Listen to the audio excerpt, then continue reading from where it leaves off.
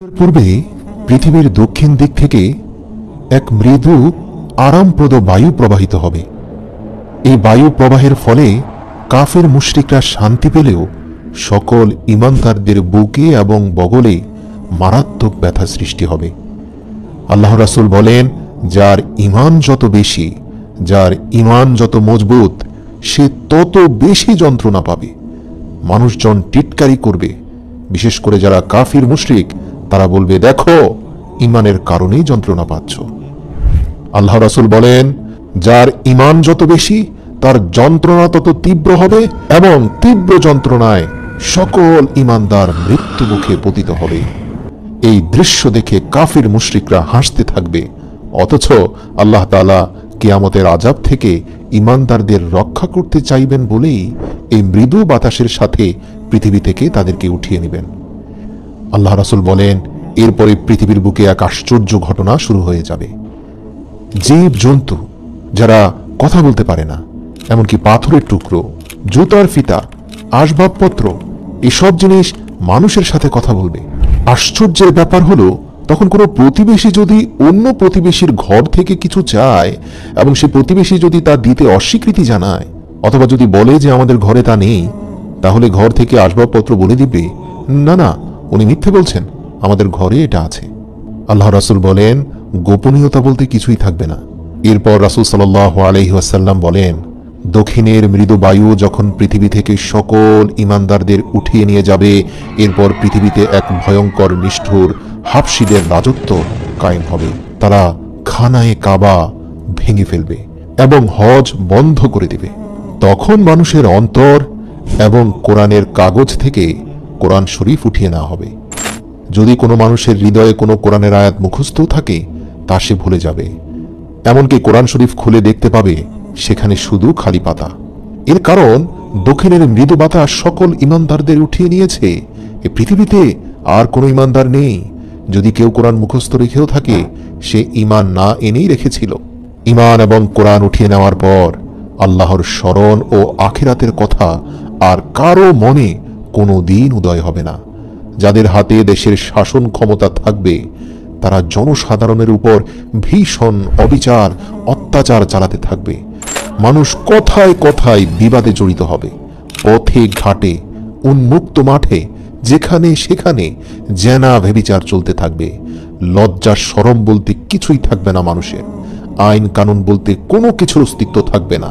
মানুষের অবাধ মেলামেশা অত্যাধিক বেড়ে গেলেও সন্তান উৎপাদনের হার একেবারেই কমে যাবে।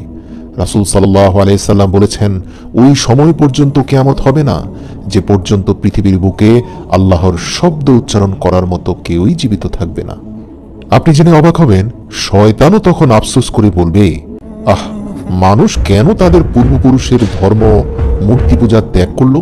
অর্থাৎ সে সময় এক এবং অদ্বিতীয় আল্লাহর ইবাদত করা তো দূরের কথা, দেবদেবীর পূজা করার কথাও আর কারো মনে উদয় হবে না। আল্লাহর রাসূলের হাদিস থেকে এই বিষয়ে 100% নিশ্চিত হওয়া যায় যে কিয়ামতের সময় পৃথিবীতে কোনো মুশরিকও থাকবে না।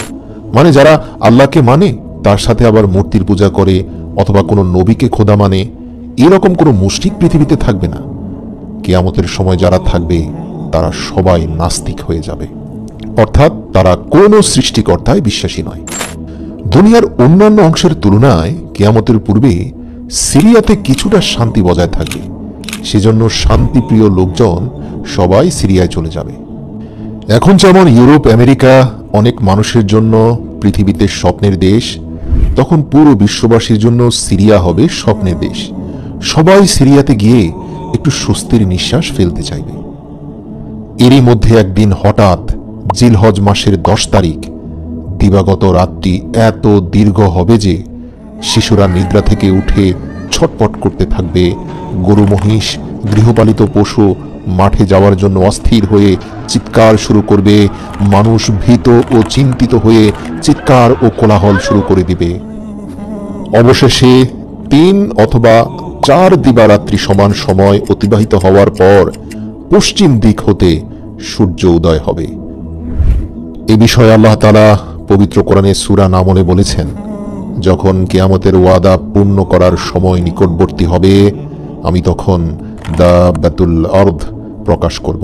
এটি এমন একটি প্রাণী, সে মানুষের সঙ্গে কথাবার্তা বলবে। এর শারীরিক গঠনের সাথে 7 প্রকারের প্রাণীর সামঞ্জস্য থাকবে। যেমন এর মুখমণ্ডল মানুষের মতো, পা উটের মতো, ঘাড় ঘোড়ার মতো, লেজ গরুর মতো, পাঁজর বাঘ এবং সিংহের মতো, শিং হরিণের মতো এবং হাত বানরের মতো হবে। পশ্চিম দিক হতে সূর্যোদয়ের পর এ নিয়ে মানুষের মধ্যে নানান ধরনের জল্পনা কল্পনা চলতে থাকবে। সে সময় একটা ভীষণ ভূমিকম্প হবে। ভূমিকম্পের ফলে মক্কায় সাফা পাহাড় ফেটে ভেতর হতে অদ্ভুত প্রাণী বের হয়ে আসবে। এই প্রাণী মানুষের সাথে অবিকল মানুষের মতোই কথা বলবে। তার এক হাতে হযরত মুসা আলাইহিসসালামের লাঠি এবং অপর হাতে হযরত সুলাইমান আলাইহিসসালামের আংটি থাকবে। প্রাণীটি এত দ্রুতগামী হবে যে তা মানুষের কল্পনার বাইরে। কোনো মানুষ বা তাগড়া ঘোড়া তো দূরের কথা, পৃথিবীর কোনো দ্রুতগামী যানবাহনের সাথেও তার তুলনা চলে না। এমনকি তার সামনে থেকে কেউ পালিয়েও যেতে পারবে না। সে প্রত্যেকটি মানুষের কপালে তার লাঠির দ্বারা একটি করে দাগ দেবে। প্রিয় দর্শক, ঈমানদারদের কপালে দাগ দেওয়ার সঙ্গে সঙ্গে তাদের চেহারা চাঁদের মতো উজ্জ্বল আলোকময় হবে এবং কাফের ও মুশরিকদের কপালে দাগ দেওয়ার সঙ্গে সঙ্গে তাদের চেহারা ভয়ানক কালো ও কুৎসিত হয়ে যাবে। সে অতি অল্প সময়ের মধ্যে প্রত্যেকটি মানুষের কপালে একটি করে দাগ দিয়ে যাবে, যার ফলে দুনিয়ার যাবতীয় মানুষ ঈমানদার ও বেঈমান এই দুটি শ্রেণীতে বিভক্ত হয়ে যাবে। মূলত এ ঘটনাটি পৃথিবীতে দক্ষিণাস্যেই মৃদু বাতাস আসার পূর্বে ঘটবে। এরপরের ঘটনা তো আমরা জানি। দক্ষিণ দিক হতে বায়ু প্রবাহিত হয়ে দাব্বাতুল আরদ, যাদের কপালে ঈমানদার লিখে গিয়েছিল, যাদের চেহারা নুরানি হয়ে গিয়েছিল, দক্ষিণা বাতাসে এরা প্রত্যেকে যন্ত্রণায় ছটপট করতে করতে এই ভয়ঙ্কর পৃথিবী থেকে শান্তিপূর্ণভাবে বিদায় নেবে। তাদের মৃত্যুর কিছুদিন পর সেই আবার দক্ষিণ দিক থেকেই একটি অগ্নিকুণ্ড মানুষের দিকে এগিয়ে এসে মানুষকে দৌড়তে থাকবে। সেই অগ্নি সকাল থেকে দুপুর পর্যন্ত মানুষকে তাড়া করবে, কিন্তু মানুষ দৌড়াতে দৌড়াতে দ্বিপ্রহরে যখন শ্রান্ত ও ক্লান্ত হয়ে পড়বে, তখন অগ্নিকুণ্ড তাকে বিতাড়ন করা হতে বিরত থাকবে।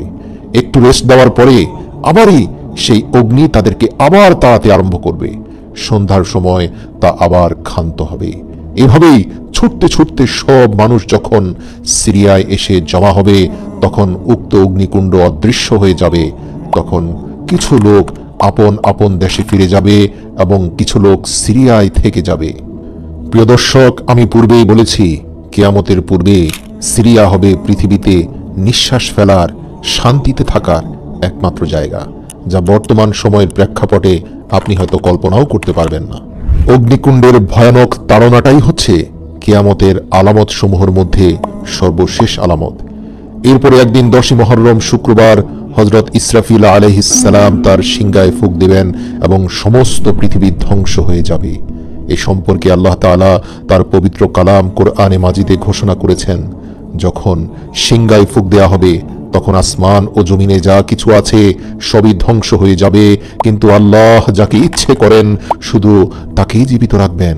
হাদিস শরীফে বর্ণিত আছে, ইসরাফিল ফেরেশতা সিংহায় মুখ লাগিয়ে আল্লাহ তাআলার আদেশের প্রতীক্ষায় আছেন এখনো। যেই মাত্র আল্লাহর আদেশ হবে তৎক্ষণাৎ সে সিংহায় ফুঁক প্রদান করবে। এ সম্বন্ধে হযরত রাসূল সাল্লাল্লাহু আলাইহি ওয়াসাল্লাম বলেছেন, আল্লাহ পাকের হাতে আমার জান, আমি তার কসম করে বলছি, যেদিন ইসরাফিল সিংহায় ফুঁক প্রদান করবে তখনই কিয়ামত আরম্ভ হয়ে যাবে। সেই সময় যে ব্যক্তি খাদ্য মুখে দিয়েছে সে তা গিলতে পারবে না, যে কাপড় পরতে আরম্ভ করেছে সে তা শেষ করার সময় পাবে না। ইতিমধ্যে সকলে অজ্ঞান হয়ে পড়ে যাবে। ইসরাফিল আলাইহিস সালাম সিংহায় ফুঁক দেয়া মাত্র সারা দুনিয়াব্যাপী এক মহা হুলস্থুল পড়ে যাবে। আকাশ ফেটে যাবে, চন্দ্র, সূর্য, গ্রহ, নক্ষত্র কক্ষচ্যুত হয়ে যাবে। এই বিশ্ব ব্রহ্মাণ্ড তছনছ হয়ে যাবে। পাহাড় পর্বত চূর্ণ বিচূর্ণ হয়ে তুলার মতো উড়ে যাবে। নদ নদী এবং সমুদ্র শুকিয়ে যাবে। এই ঘটনার বর্ণনা দিতে গিয়ে পবিত্র কোরআনের সূরা জিলজালে আল্লাহ তাআলা হৃদয় কাঁপানো কিছু কথা বলেছেন। আল্লাহ বলেন, ইযা যুলজিলাতিল আরদু জিলজালাহা, যখন প্রচন্ড কম্পনে এই জমিন কম্পিত হবে, ওয়া আখরাজাতিল আরদু আসআলাহা, আর জমিন তার ভেতরে থাকা সকল পাপের বোঝা বের করে দেবে, মানে মানুষের সকল খারাপ কাজের তথ্য সেদিন প্রকাশ করে দেবে। জমিনের ভেতরে লুকিয়ে থাকা সকল তথ্য জমিন সেদিন বের করে দেবে। এরপরের আয়াতে আল্লাহ বলেন, অকালাল ইনসানু মা লাহা, আর মানুষ এই সকল আশ্চর্য বিষয় দেখে বলবে, আরে এ জমিনের কি হলো? মানে হচ্ছে মানুষ বলতে থাকবে, আমি যে গোপনে অন্ধকারে এখানে একজনকে খুন করেছিলাম, এই তথ্য আজ কেন জমিনের উপর প্রকাশ হয়ে গেল? আরেকজন বলবে, আমি যে রাতের অন্ধকারে জিনা করেছিলাম, সেই তথ্য এখন সবার সামনে কেন প্রকাশ হলো? আমি তো লজ্জায় চোখ দেখাতে পারছি না। পবিত্র কোরআনে সূরা জিলজালের 3 নম্বর আয়াতে আল্লাহ এটাই বলছেন। মানুষ বলবে, অকালাল ইনসানু, মানুষ বলবে, মা লাহা, এর কি হলো? এই জমিন এমন করছে কেন? তারপরের আয়াতে আল্লাহ বলেন, ইয়াউমা ইযিন তুহাদ্দিসু আখবারাহা, সেদিন জমিন তার বৃত্তান্ত বর্ণনা করবে। আল্লাহু আকবার, সেদিন আল্লাহ তার জবান খুলে দিবেন, সে প্রকাশ করে দেবে যা কিছু আপনি এই জমিনের মধ্যে গেড়ে দিয়েছিলেন, ভেবেছিলেন কেউ জানবে না, কোনোদিন কারো কানে পৌঁছাবে না, কিন্তু না, জমিন সকল তথ্য সংরক্ষণ করে রেখেছে। এটাও আল্লাহর মাখলুক, এখান থেকে গোপনের কোনো সুযোগ নেই। তারপরের আয়াতে আল্লাহ বলেন, বিআন্না রাব্বাকা আওহা লাহা, যেহেতু তোমার রব তাকে নির্দেশ দিয়েছেন, তাই সে অবশ্যই সব প্রকাশ করবে। তারপরের আয়াতে আল্লাহ বলেন, ইয়াউমা ইযিন ইয়াসদুরুন নাসু আশতাতাল লিউরাউ আমালাহুম, সেদিন মানুষ বিক্ষিপ্তভাবে বের হয়ে আসবে যাতে দেখানো যায় তাদেরকে নিজের কৃতকর্ম। তারপরের আয়াতে আল্লাহ বলেন, ফামান ইয়ামাল মিসকালা যাররাতিন খায়রান ইয়ারাহ, অতএব সেদিন কেউ যদি অনুপরিমাণ ভালো কাজও করে, তাও সে নিজের চোখে স্পষ্ট দেখতে পাবে। অর্থাৎ রাস্তা থেকে একটা খারাপ বস্তু সরিয়ে দিয়ে ভেবেছিল, আরে এটা তো একদম তুচ্ছ মাত্রার একটা ভালো কাজ, এই কাজের ফলাফল আর আল্লাহ কি দিবেন? কিন্তু আল্লাহ সেদিন এই তথ্যটাও তার সামনে প্রকাশ করে বলবেন, হ্যাঁ, একদিন তুমি পা দিয়ে ধাক্কা দিয়েও অন্তত রাস্তা থেকে খারাপ জিনিস সরিয়ে দিয়েছিলে, যা তোমার প্রতিবেশীর উপকারে এসেছে। আজ দেখো তোমার আমলনামায় সেই তথ্যটি রয়েছে। আল্লাহু আকবার। এর পরের আয়াতে আল্লাহ আবার বলেন, ওয়ামান ইয়ামাল মিসকালা যাররাতিন শাররান ইয়ারাহ, আর কেউ অনুপরিমাণ খারাপ কাজ করলেও তা সে দেখতে পাবে। সে ভেবেছিল দুর্বলদের ধমক দিয়ে কথা বললে কি হয়, ঘরের বুয়ার সাথে ধমক দিয়ে কথা বলাটা বড় কোনো অপরাধ নয়, কিন্তু আমলনামায় যখন দেখতে পাবে তার একটা ধমকও উঠে আছে, সে তখন আশ্চর্য হয়ে যাবে। আল্লাহু আকবার। মহান আল্লাহ বলেন, গর্ভবতী স্ত্রী লোকদের গর্ভপাত হয়ে যাবে, ভয়ে বালক বালিকারা বৃদ্ধের ন্যায় হয়ে যাবে। সেই সময় পাপাত্মা শয়তান দুনিয়ার এক প্রান্ত হতে অপর প্রান্ত পর্যন্ত দৌড়াদৌড়ি করতে থাকবে। সেই যে আদমকে পথভ্রষ্ট করে হাজার লক্ষ বছর পূর্বে জান্নাত থেকে বিতাড়িত হয়েছিল, আজ সে আল্লাহর ওয়াদা সত্য দেখতে পাচ্ছে, তাই তার হুঁশ নেই, কিন্তু কোথাও পালাবার স্থান নেই। মানব দানব জিন পরি পশু পক্ষী সমস্ত জীবজন্তু অজ্ঞান হয়ে যাবে, অবশেষে সকলেই মৃত্যুমুখে পতিত হবে। ভীষণ ভূমিকম্পে সমস্ত দুনিয়ার মাটি উলট পালট হয়ে যাবে, এমনকি উপরের মাটি 40 গজ নিচে চলে যাবে এবং জমিনের 40 গজ নিচের মাটি উপরে উঠে চলে আসবে। সেই সঙ্গে দুনিয়ার যাবতীয় জীবজন্তুর মৃতদেহ, গাছপালা, বাড়িঘর, দালান কোঠা, এক কথায় দুনিয়ার প্রত্যেকটি জিনিস মাটির ভেতরে ঢুকে যাবে। সমগ্র দুনিয়ার গাছপালা, তরুলতা, পাহাড় পর্বত সবকিছু এক বিশাল সমতল মরুভূমিতে পরিণত হবে। সমগ্র দুনিয়ার কোথাও একটি প্রাণী, এক বিন্দু ছায়া, এক ফোঁটা পানি থাকবে না। তখন পর্যন্ত আল্লাহ পাকের আরশ 8 জন ফেরেশতা বহন করবেন। হযরত জিবরাইল, হযরত মিকাইল, হযরত ইসরাফিল, হযরত আজরাইল আলাইহিস সালাম এবং পাপাত্মা শয়তান জীবিত থাকবে। অতঃপর আল্লাহ তাআলা মালায়েকুল মাউতকে বলবেন, হে আজরাইল, আমি দুনিয়াতে যত সংখ্যক প্রাণী সৃষ্টি করেছি, ঠিক তত সংখ্যক তোমার সাহায্যকারী ফেরেশতা সৃষ্টি করেছি। তাই আজ তুমি তোমার চূড়ান্ত সেই কাজটি সম্পন্ন করো। তুমি তোমার সাহায্যকারী ফেরেশতাদেরকে নিয়ে যাও, পাপাত্মা শয়তানের জান কবজ করো। দুনিয়া সৃষ্টির প্রারম্ভ হতে কিয়ামত পর্যন্ত যাবতীয় জীবের জান কবজ করতে তুমি যে পরিমাণ কষ্ট দিয়েছ, তার চেয়ে 4 গুণ বেশি কষ্ট দিয়ে আজ শয়তানের প্রাণ বের করে নিয়ে আসো। আল্লাহর আদেশে মালায়েকুল মাউত এমন ভীষণ অগ্নিমূর্তি ধারণ করবেন যে তার সেই মূর্তি দর্শন করা মাত্রই দুনিয়ার যে কোনো জিন, মানব বা দৈত্য দানব মৃত্যু মুখে পতিত হতো। মালায়েকুল মাউত জাহান্নাম হতে 70,000 অগ্নিময় শিকল সহ লক্ষ লক্ষ ফেরেশতা সঙ্গে নিয়ে পাপাত্মা শয়তানের জান কবজ করতে রওনা হবেন। শয়তান মালায়েকাল মাউতকে দেখা মাত্র দৌড়ে পালানোর চেষ্টা করবে। মালায়েকাল মাউত তাকে সম্বোধন করে বলবে, হে পাপিষ্ট শয়তান, তুই দুনিয়ার অগণিত মানুষকে সৎ পথ হতে ভ্রষ্ট করেছিলি। আজ তোকে তোর সেই কৃত কাজের ফল ভোগ করতেই হবে। একথা শুনে সে দুনিয়ার এক প্রান্ত হতে অপর প্রান্ত পর্যন্ত সারা দুনিয়ায় ছোটাছুটি করতে থাকবে, কিন্তু তার এরিয়ার বাইরে যাওয়ার সক্ষমতা তো তার নেই। মালায়েকাল মাউত তার দলবল সহ তাকে কয়েক দফা ধাওয়া করতে থাকবেন। পাপাত্মা শয়তান অবশেষে শ্রান্ত ও ক্লান্ত হয়ে হযরত আদম আলাইহিস সালামের নিকট এসে দাঁড়িয়ে বলতে থাকবে, হে আদম, তোমারই জন্য আজ আমি মহাপাপী, তোমারই জন্য আমার এই দুর্দশা। এই কথা বলতে না বলতে মালায়েকাল মাউত দলবল সহ সেখানে উপস্থিত হয়ে শয়তানকে বন্দী করে ফেলবে এবং জাহান্নাম হতে আনিত অগ্নির পেয়ালা পান করাবেন জবরদস্তি করে। সেই অগ্নি পেয়ালা পান করা মাত্রই শয়তান এমন ভীষণ শব্দে একটি চিৎকার করে উঠবে যে সেই সময়ে দুনিয়ার জিন মানব যদি কেউ থাকতো তাহলে শয়তানের এই চিৎকারই তাদের মৃত্যুর জন্য যথেষ্ট হতো। মালায়েকাল মাউত অত্যন্ত কঠোর শাস্তি দিয়ে ইবলিসের জান কবজ করবে। এরপর মালায়েকাল মাউত একে একে যাবতীয় ফেরেশতার জান কবজ করবেন। তখন আল্লাহ তাআলা জিজ্ঞেস করবেন, হে আজরাইল, এখন আমার সৃষ্টির মধ্যে কে আছে? মালায়েকাল মাউত উত্তরে বলবে, হে পরওয়ারদিগার, আপনি চিরজীবী, আপনি আছেন এবং আপনি থাকবেন।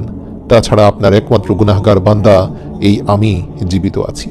তখন আল্লাহ তাআলা বলবেন, হে আজরাইল, নিশ্চয়ই তুইও আমার এক মাখলুক, আর তুই তো জানিস প্রত্যেক প্রাণীকে মৃত্যুর স্বাদ গ্রহণ করতে হবে। আমার এই বাণী কি তুই শুনেছিস? আজরাইল মাথা নেড়ে কাঁদতে কাঁদতে বলবে, হে আল্লাহ, আমি অবশ্যই শুনেছি। অতএব আল্লাহ নির্দেশ দিবেন, অতএব এখন নিজ হাতে নিজের জান কবজ কর। তখন মালায়েকাল মাউত নিজ হাতে নিজের জান কবজ করে মৃত্যু মুখে পতিত হবে। অতঃপর 40,000 বৎসর পর্যন্ত এক আল্লাহ ব্যতীত আর কোনো কিছুরই অস্তিত্ব থাকবে না। তখন আল্লাহ তাআলা আসমান ও জমিনকে সম্বোধন করে বলবেন, এখন আসমান ও জমিনে কার বাদশাহী?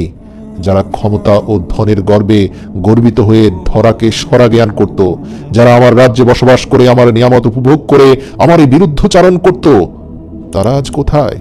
যখন কেউ এর কোনো উত্তর প্রদান করবে না, তখন আল্লাহ তাআলা পুনরায় বলবেন, আজ কেউ নেই আমার বিরুদ্ধচারণ করার জন্য, আজ কেউ নেই, কেউ নেই আমার নাফরমানি করার জন্য। বিশ্বজগৎ একমাত্র আমারই রাজ্য, আর আমি এর একমাত্র সার্বভৌম প্রভু। আমরা সকলেই জানি হযরত ইসরাফিল আলাইহিস সালাম দ্বিতীয়বার সিংহায় ফুৎকার দেওয়ার পর সকল মৃত মানুষ পুনরায় আবার কবর থেকে জেগে উঠবে। এখন প্রশ্ন হলো, হযরত ইসরাফিল আলাইহিস সালামের দুই ফুৎকারের মাঝে সময়ের ব্যবধান কত হবে? রাসূল সাল্লাল্লাহু আলাইহি ওয়াসাল্লাম বলেন, অতঃপর আল্লাহ আকাশ থেকে বৃষ্টি বর্ষণ করবেন। তখন মানুষ উদ্ভিদের ন্যায় বের হতে থাকবে, ঠিক যেমন আকাশ থেকে বৃষ্টি বর্ষণের পর শক্ত ভূমির মধ্যে সবুজ ঘাস জন্ম নেয়। হাদিসে এসেছে, পৃথিবীর প্রত্যেকটি মানুষের পশ্চাদাংশের একটি পুচ্ছের হাড় আল্লাহ তাআলা সর্বপ্রথম তৈরি করবেন মাটির ভেতরে।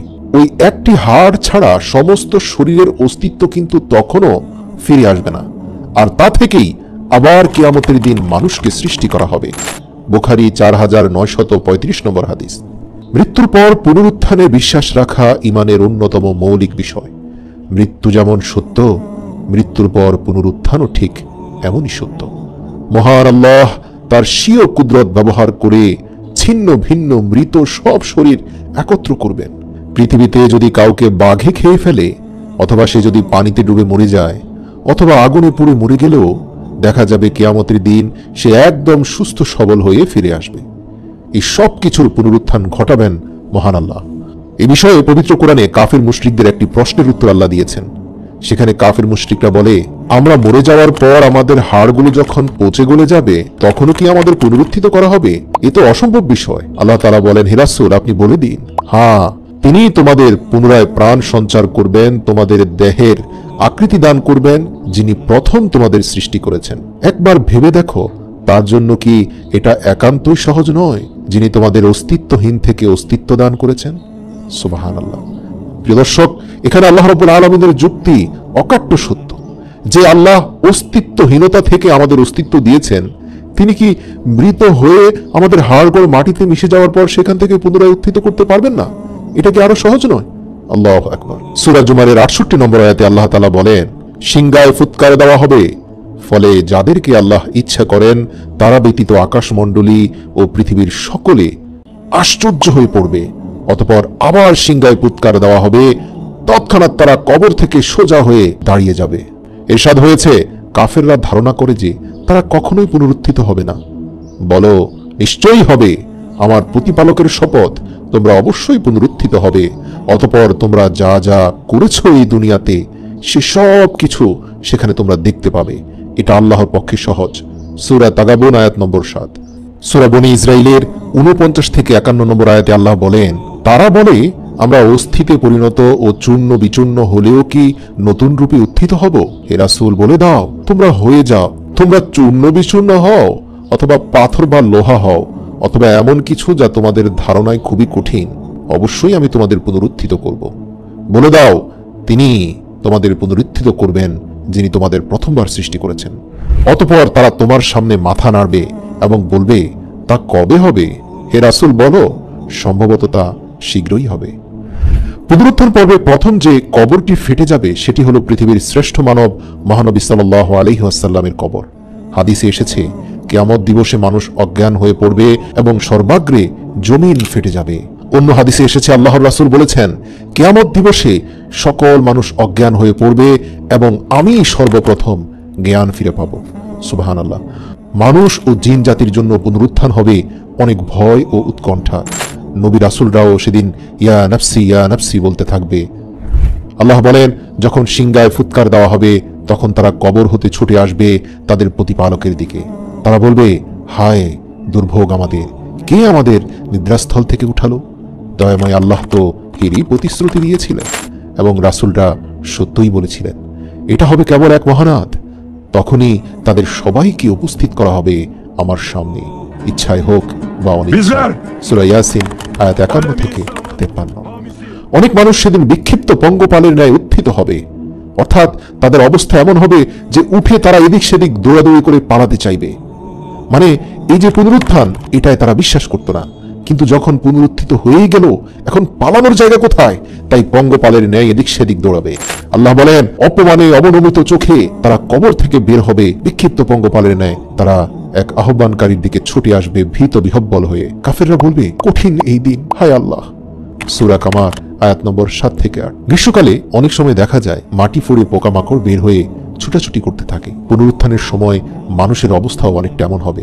যেমন ধরুন, শান্তি শৃঙ্খলায় থাকা একটা পোকার গর্তে যদি আপনি পানি ঢেলে দেন, তাহলে সেগুলো উপরে উঠে এদিক সেদিক দৌড়াদৌড়ি শুরু করে দেয়। এর কারণ তাদের এই শান্তিময় আবাসভূমিতে আপনার পানি দেওয়াটা তারা সহ্য করতে পারেনি। একইভাবে যারা পুনরুত্থিত হবে তাদের এই পুনরুত্থানের ব্যাপারে কোনো ধারণাই ছিল না, তারা অবিশ্বাস করত। কিন্তু আজ যখন বাধ্য হয়ে পুনরুত্থিত হতেই হলো, তাই তারাও পোকামাকড়ের মতো এদিক সেদিক পালিয়ে যাওয়ার চেষ্টা করবে। নিতান্ত অসহায় নিঃস্ব হয়ে সেদিন সবাইকে পুনরুত্থিত হতে হবে। রাসূল সাল্লাল্লাহু আলাইহি ওয়াসাল্লাম বলেন, নিশ্চয়ই তোমরা নগ্ন পদে বস্ত্রহীন ও খতনাবিহীন অবস্থায় উত্থিত হবে। মুসলিম 2860 নম্বর হাদিস। প্রত্যেকে যে অবস্থায় ইন্তেকাল করবে সে সেই অবস্থায় উঠবে।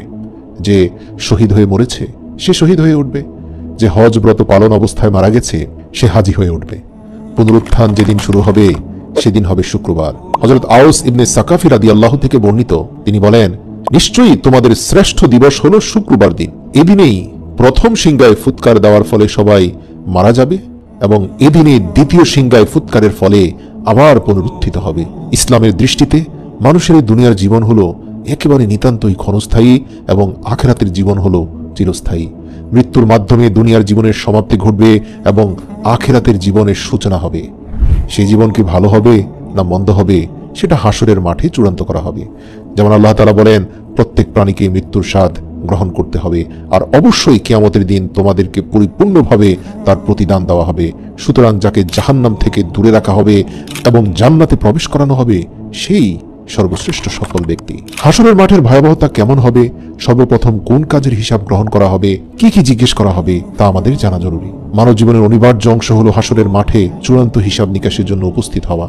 কেননা এই দিনের প্রাপ্ত ফলাফলের ভিত্তিতে মানুষের আখিরাতের জীবন কেমন হবে তা নির্ধারণ করা হবে। হাসর শব্দটি আরবি, এর অর্থ হলো বিভিন্ন বিক্ষিপ্ত বস্তুকে পরিপূর্ণভাবে এক জায়গায় একত্রিত করা বা জড়ো করা। অর্থাৎ বিভিন্ন স্থানে নানান জায়গায় ছড়িয়ে ছিটিয়ে যদি কিছু থাকে, সেগুলোকে এক জায়গায় সবগুলোকে স্তূপ করলে সেটাকে হাসর বলা হয়। যেহেতু আল্লাহ পৃথিবী জুড়ে ছড়িয়ে ছিটিয়ে থাকা সব মানুষকে হাসরের মাঠে একত্রিত করবেন একটা নির্দিষ্ট স্থানে, কোনো মানুষ এবং প্রাণী সেখান থেকে বাদ পড়বে না, তাই এটাকে হাসরের মাঠ বলা হয়। মহান আল্লাহ পবিত্র কোরআনে বলেন, যেদিন তিনি তাদেরকে একত্রিত করবেন সেদিন তাদের অনেকেই বলবে, আমরা দুনিয়াতে একদিন কিংবা তার থেকে কিছুটা কম সময় কাটিয়ে এসেছি। এমনকি তারা পরস্পরকে চিনতে পারবে। যারা আল্লাহর সাক্ষাৎকে অস্বীকার করত তারা ক্ষতিগ্রস্ত হয়েছে এবং তারা কখনোই সঠিক পথ প্রাপ্ত ছিল না। অর্থাৎ একদিন আল্লাহর সামনে হাজির হতেই হবে, তার সাথে সাক্ষাৎ হবে, এতে কোনো সন্দেহ নেই। রাসূল সাল্লাল্লাহু আলাইহি ওয়াসাল্লাম বলেন, কিয়ামতের দিন সব সৃষ্ট জীবকে জমা করা হবে, এমনকি চতুষ্পদ জীব জন্তু, হিংস্র প্রাণী, পাখি সবকিছুকেই এক জায়গায় নিয়ে আসা হবে। আল্লাহ সকল প্রাণী এবং মানুষের প্রতি ন্যায় বিচার করবেন। ফলে পৃথিবীতে যে প্রাণীর শিং থাকার কারণে শিংবিহীন অন্য প্রাণীর উপর অত্যাচার করেছিল বা শিং দিয়ে গুঁতো দিয়ে তাকে হত্যা করেছিল, সেদিন অত্যাচারিত প্রাণীকে আল্লাহ তাআলা শিং গজিয়ে বলবেন, এবার তুমি প্রতিশোধ নাও। অতঃপর সে প্রতিশোধ নিবে, বিচার শেষ হবে। অতঃপর সকল প্রাণীকে আল্লাহ তাআলা বলবেন, এবার তোমরা সবাই মাটির সঙ্গে মিশে যাও। সুতরাং আজ যদি আপনি কোনো টিভির পর্দায় দেখেন কোনো নেকড়ে বাঘ কোনো হরিণকে খেয়ে ফেলেছে, অথবা বনের কোনো অসহায় পশুকে কোনো সিংহ এসে খেয়ে ফেলেছে, তাহলে এই দৃশ্য দেখে অবাক হওয়ার কিছু নেই। কখনোই এমনটা ভাববেন না যে আল্লাহ অসহায়ের প্রতি অন্যায় করেছেন, কখনোই নয়। কিয়ামতের দিন এই প্রাণীগুলো উঠবে, যে যাকে খেয়েছে সে আবার তার প্রতিশোধ নিতে পারবে। অতঃপর সকল প্রাণীকে আল্লাহ তাআলা মাটির সঙ্গে মিশিয়ে দেবেন। তাদের এভাবে মাটির সঙ্গে মিশে যেতে দেখে কাফেররা বলতে থাকবে, হায়, আজ যদি আমরাও মাটির সাথে মিশে যেতে পারতাম। পবিত্র কোরআনে সূরা নাবার শেষ আয়াতে আল্লাহ তাআলা বলেন, ইয়া লাইতানি কুনতু তুরাবা, তারা বলবে, হায়, আজ যদি আমরা এই প্রাণীর মতো মাটির সাথে মিশে যেতে পারতাম, তাহলে আমাদের আর হিসেবের মুখোমুখি হতে হতো না। আল্লাহু আকবার। আল্লাহ বলেন, সেদিন আমি আকাশকে গুটিয়ে নেব, যেভাবে লিখিত কাগজপত্র এক জায়গায় জমা করা হয়, আমি ঠিক সেভাবেই সবকিছু আমার কাছে নিয়ে নেব, যেভাবে আমি প্রথমবার সৃষ্টি করেছিলাম, এবং আমি আমার ওয়াদা অবশ্যই পূর্ণ করব। আব্দুল্লাহ ইবনে আব্বাস রাদিয়াল্লাহু থেকে বর্ণিত, নবী করিম সাল্লাল্লাহু আলাইহি সাল্লাম বলেন, নিশ্চয়ই তোমাদেরকে হাসরের ময়দানে খালি পা বা বস্ত্রহীন অবস্থায় উত্থান করা হবে। সাধারণ মানুষরা বস্ত্রহীন থাকলেও নবী রাসূলদের কাপড় পরানো হবে। এ বিষয়ে আল্লাহ রাসূল বলেন, ইব্রাহিম আলাইহিস সালামকে যখন নমরুদ আগুনের কুণ্ডলিতে নিক্ষেপ করে, তার পূর্বে তাকে বিবস্ত্র করেছিল। এতে তিনি ধৈর্য ধারণ করেছিলেন, সবর করে আল্লাহর উপর তিনি ভরসা রেখেছিলেন। এজন্য আল্লাহ তাকে এর প্রতিদান দিলেন, তাকে দুনিয়া আখিরাতের আগুন থেকে রক্ষা করলেন, এবং বিনিময়ে কিয়ামতের দিন তাকে সব মানুষের উপস্থিতিতে কাপড় পরিধান করিয়ে সম্মানিত করবেন আল্লাহ। সবাই সারিবদ্ধ হয়ে নিচের দিকে তাকিয়ে চুপচাপ দাঁড়িয়ে থাকবে। হাসরের ময়দানে একে একে সকলকে উপস্থিত করার পর ফের তাদের এই সারিবদ্ধ মানুষের মধ্যেই হঠাৎ আল্লাহ তাআলা আসমান থেকে নেমে আসবেন। উপস্থিত সকলেই ডানে বামে কোথাও তাকাবে না, সোজা নিচের দিকে তাকিয়ে দাঁড়িয়ে থাকবে। সকলে নীরব নিঃশব্দ থাকবে, কেউ কোনো কথা বলতে পারবে না। তবে আল্লাহ যাকে অনুমতি দেবেন সেই শুধু কথা বলতে পারবে। কোরআনে উল্লেখ আছে, সেই চিরঞ্জীব চিরস্থায়ী আল্লাহর সামনে সকলেই অবনত হবে। সেই ব্যক্তি অবশ্যই ব্যর্থ হবে যে জুলুম করেছে, আর যে মুমিন ভালো কাজ করবে সে কোনো জুলুম বা ক্ষতির আশঙ্কা করবে না। আল্লাহ তাআলা বলেন, শুধুমাত্র তারাই কথা বলতে পারবে যাদেরকে আমি অনুমতি দেব। হাসরের ময়দানে পরিস্থিতি এতটাই ভয়াবহ হবে, সেদিন কেউ কাউকে সাহায্য করবে না। সবাই আরবিতে একটি বাক্য উচ্চারণ করবে, ইয়া নাফসি, ইয়া নাফসি। হাদিসে এসেছে, প্রত্যেক মানুষই সেদিন আতঙ্কে থাকবে। সবাই বলবে, ইয়া নাফসি, আমাকে বাঁচাও, আমাকে বাঁচাও। রাসূল সাল্লাল্লাহু আলাইহি সাল্লাম বলেন, মাথার কিছুটা উপরেই সূর্য থাকবে। হাসরের ময়দান অত্যন্ত ভয়াবহ একটা জায়গা। যেহেতু সূর্যকে মানুষের কাছাকাছি রাখা হবে, সেই সূর্যের তীব্র উত্তাপে সবাই ছটফট করতে থাকবে।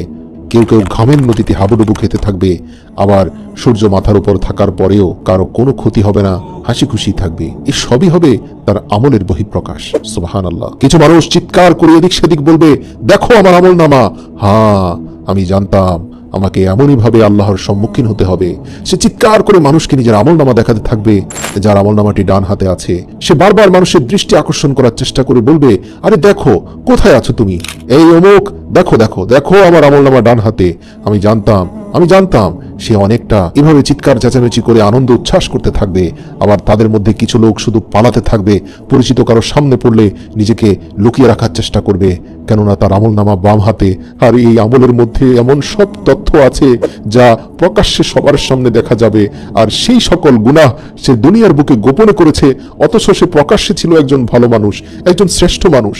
তাকে সবাই জানতো বড় আলেমে দ্বীন হিসাবে, তাকে সবাই জানতো সমাজের শ্রেষ্ঠ একজন সম্মানিত মানুষ হিসাবে, অথচ গোপনে অন্তরালে পর্দার আড়ালে সে যে এত পাপ করেছে আজ বাম হাতের আমলনামা সব বলে দিচ্ছে। তাই সে নিজেকে লুকানোর চেষ্টা করবে, কিন্তু না, সেখানে লুকানোর কোনো সুযোগ নেই, সবকিছুই আল্লাহ প্রকাশ করে দিবেন। কিয়ামতের দিন কিছু সংখ্যক লোককে অন্ধ করে উঠানো হবে। এ বিষয়ে সূরা বালাদের ৮ নম্বর আয়াতে আল্লাহ বলেন, আমি কি তোমাদের চক্ষু দেইনি? পবিত্র কোরআনের এই সূরায় মহান আল্লাহ মানুষকে হেদায়েত গ্রহণের জন্য সহায়ক যেসব নিয়ামত দিয়েছেন তাতে চোখের কথা বিশেষভাবে উল্লেখ করেছেন। যারা এই নিয়ামতের শুকরিয়া করবে না, কিয়ামতের দিন মহান আল্লাহ তাদের অন্ধ অবস্থায় উঠাবেন। পবিত্র কোরআনে এসেছে, আর যে আমার স্মরণ থেকে বিমুখ থাকবে নিশ্চয়ই তার জীবন যাপন হবে সংকুচিত, এবং আমি তাকে কিয়ামতের দিন জামায়াত করব অন্ধ অবস্থায়। সে বলবে, হে আমার রব, কেন আপনি আমাকে অন্ধ অবস্থায় উঠালেন, অথচ আমি তো ছিলাম দৃষ্টিশক্তি সম্পন্ন? আল্লাহ বলবেন, এভাবেই আমার নির্দেশনাবলী তোমার কাছে এসেছিল, কিন্তু তুমি তা ছেড়ে দিয়েছিলে, এবং সেভাবে আজ আমিও তোমাকে জাহান্নামে ছেড়ে দিব। সূরা তাহা আয়াত নম্বর 124 থেকে 26। অন্য আয়াতে এসেছে, আল্লাহ যাকে হেদায়েত দান করেন সেই হেদায়েত প্রাপ্ত হয়, এবং যাকে তিনি পথহারা করেন তার কোনো অভিভাবক তুমি খুঁজে পাবে না। আর আমি আল্লাহ কিয়ামতের দিন তাদের একত্র করব, উপর করে অন্ধ, মুখ ও বধির অবস্থায় তাদেরকে আমি নিক্ষেপ করব। তাদের আশ্রয়স্থল হবে জাহান্নাম। যখনই তা নিস্তেজ হবে তখনই আমি তাদের জন্য আগুনকে বাড়িয়ে দেব। সূরা বনী ইসরাইল আয়াত নম্বর 97। অর্থাৎ দুনিয়ায় তারা যে অবস্থায় ছিল, সত্যকে দেখতে পেত না, সত্য কথা শুনতে পেত না, এবং সত্য কথা বলতো না, ঠিক তেমনই কিয়ামতের দিন তাদের উঠানো হবে। অনেক তাফসীরবিদদের মতে এখানে বাহ্যিক দৃষ্টিহীনতার কথা বলা হয়নি, বরং অন্ধ দ্বারা উদ্দেশ্য হলো অন্তরের দৃষ্টিহীনতা। কারণ পবিত্র কোরআনের এক আয়াতে উল্লেখিত রয়েছে, তারা কি দেশ ভ্রমণ করেনি? তাহলে তারা জ্ঞান বুদ্ধি সম্পন্ন হৃদয় ও শ্রুতিশক্তি সম্পন্ন শ্রবণের অধিকারী হতে পারত। বস্তুত চোখ তো অন্ধ নয়, বরং অন্ধ হচ্ছে বুকের মধ্যে অবস্থিত হৃদয়। সূরা হজ আয়াত নম্বর 46। তাদের অন্ধত্ব হৃদয়ের চোখের হোক আর চর্ম চোখের, কিয়ামতের দিন তাদের শাস্তি যে ভয়াবহ হবে এ কথা নিশ্চিত। পবিত্র কোরআনের একটি আয়াতে বলা হয়েছে যে সেদিন তাদের চেহারার উপর ভর করে আল্লাহ সামনে হাজির করবেন। এরশাদ হয়েছে, যাদের মুখের উপর ভর দিয়ে চলা অবস্থায় জাহান্নামের দিকে একত্র করা হবে তারা স্থানের দিক থেকে অতি নিকৃষ্ট এবং বেশি পথভ্রষ্ট। সূরা ফুরকান আয়াত নম্বর 34। পবিত্র কোরআনের এই আয়াত দেখে সবার মনে প্রশ্ন জাগতে পারে যে চেহারার উপর ভর করে চলাচল কি সম্ভব? এমন প্রশ্ন সাহাবায়ে কেরামের মনেও এসেছিল। আনাস ইবনে মালিক রাদিয়াল্লাহু থেকে বর্ণিত এক ব্যক্তি বলল, হে আল্লাহর নবী, কিয়ামতের দিন কাফিরদের মুখে ভর করে চলা অবস্থায় একত্র করা হবে। তিনি বললেন, এমনটা কেন করা হবে? উত্তরে আল্লাহ রাসূল বললেন, যিনি এই দুনিয়ায় তাকে দুই পায়ের উপর চালাতে পেরেছেন তিনি কি কিয়ামতের দিন মুখে ভর করে তাকে চালাতে পারবেন না? কাতাদা রাহমাতুল্লাহ বলেন, নিশ্চয়ই আমার রবের ইজ্জতের কসম, আল্লাহ যাকে যেভাবে চান সেভাবে নিয়ে আসবেন। অনেকের ক্ষেত্রেই আল্লাহ এমনটা করবেন তাকে অপমানিত করার জন্য। ভাবুন, এই দুনিয়ার বুকে কিছু কিছু মানুষের প্রতি আপনার কতটা কষ্ট এবং ক্ষোভ জন্মে তাদের কর্মকাণ্ডে। এভাবে তারা যুগের পর যুগ এসব করে কবরে যায়। ভাবুন কিয়ামতের দিন তাদেরকে কিভাবে আল্লাহ উঠাবেন। আল্লাহ রাসূল বলেন, কিয়ামতের দিন 5টি প্রশ্নের উত্তর না দিয়ে কেউ সামনে অগ্রসর হতে পারবে না। হযরত আবু বারজাহ আল আসলামি নজলাহ বিন উবাই